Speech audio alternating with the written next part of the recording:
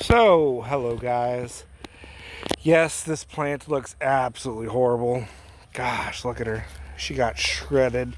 And this is all wind damage from the past 2, 3 hurricanes that have gone by us.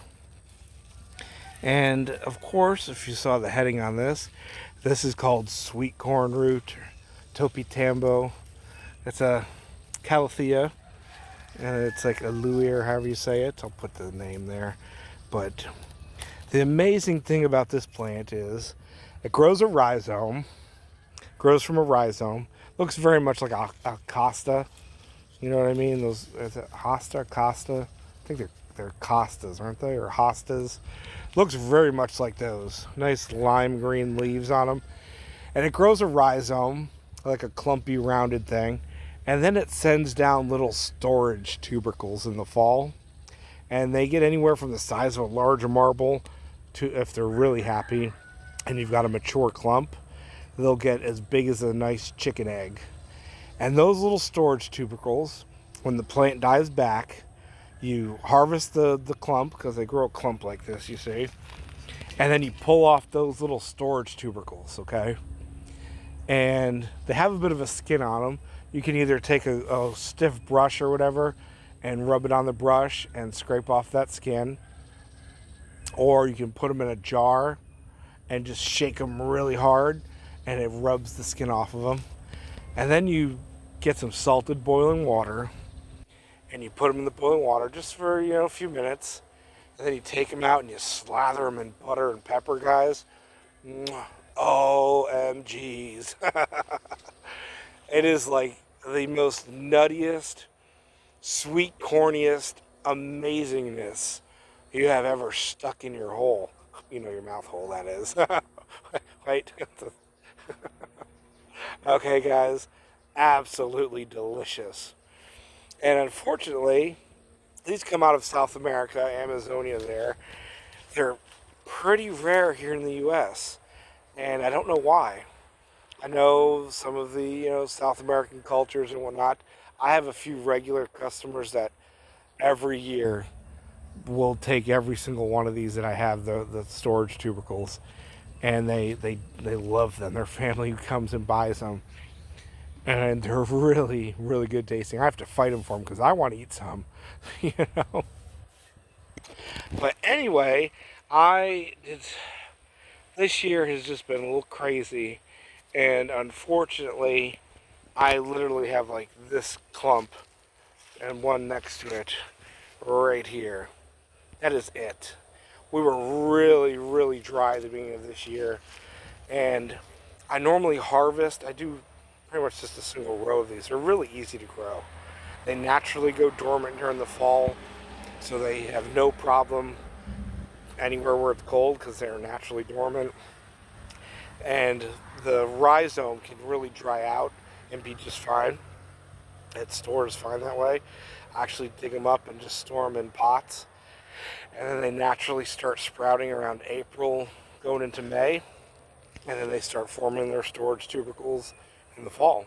But anyway, we were so bone dry, extremely dry. And I didn't think about it.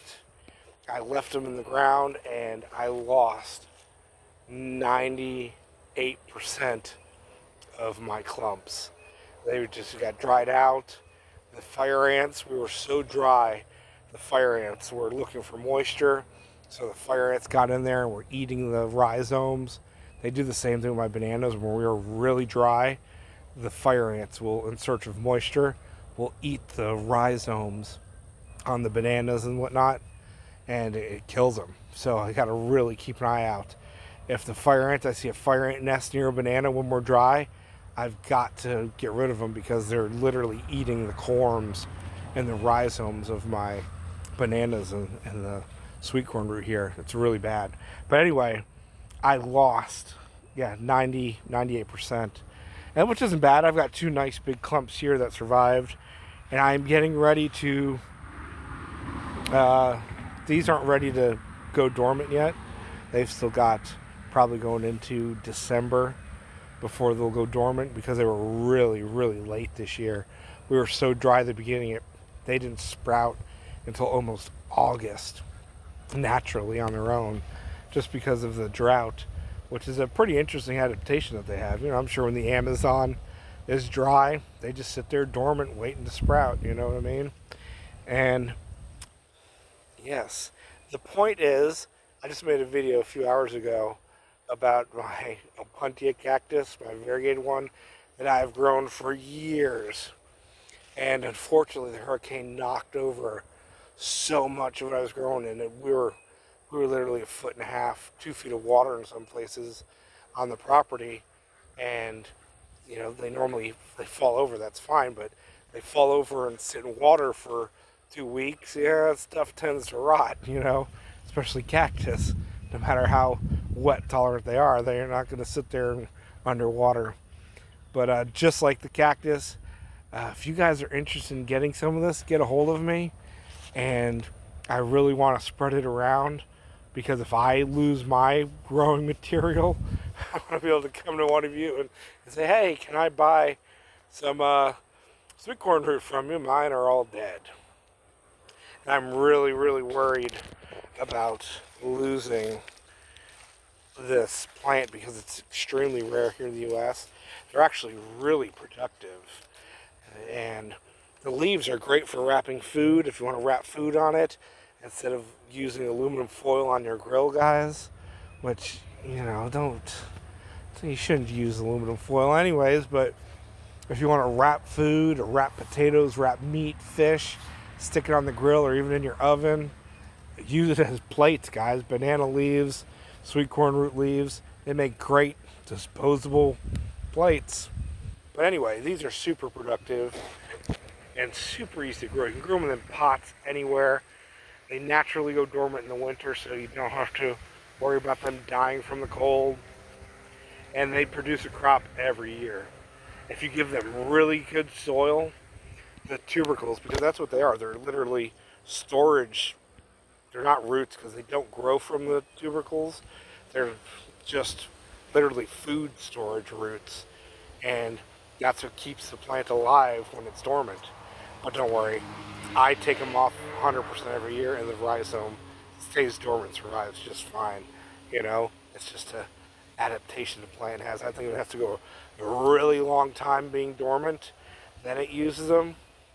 But if you just have the rhizome, interestingly enough, they grow just fine from the rhizome without their storage tubercles. So I don't know why they grow them. Turmeric and gingers grow them too, if you've ever grown your own. And this plant does the same thing, but they taste really good.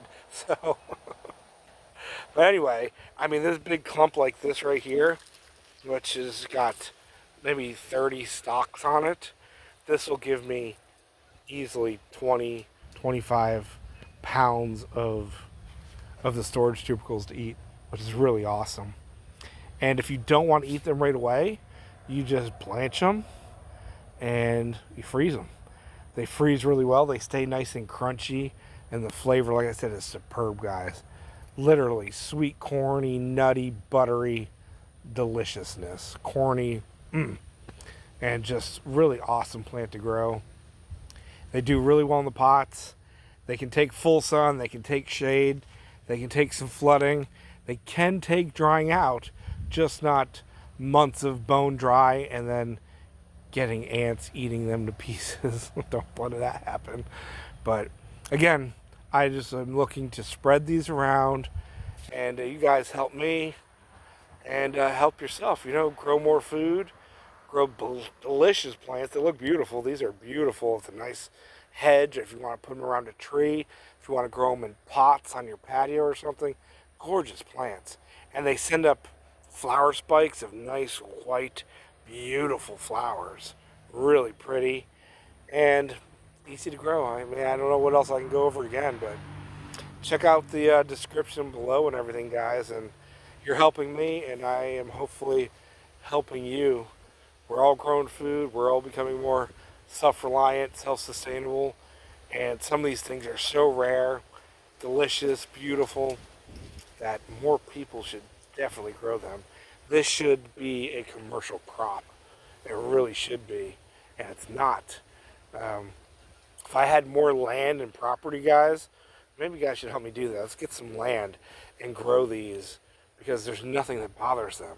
And they're super productive and amazingly delicious. So, love you guys. Thank you for watching. Check out that description below. See you later. Sorry for the long videos with absolutely zero content worth watching, but thank you.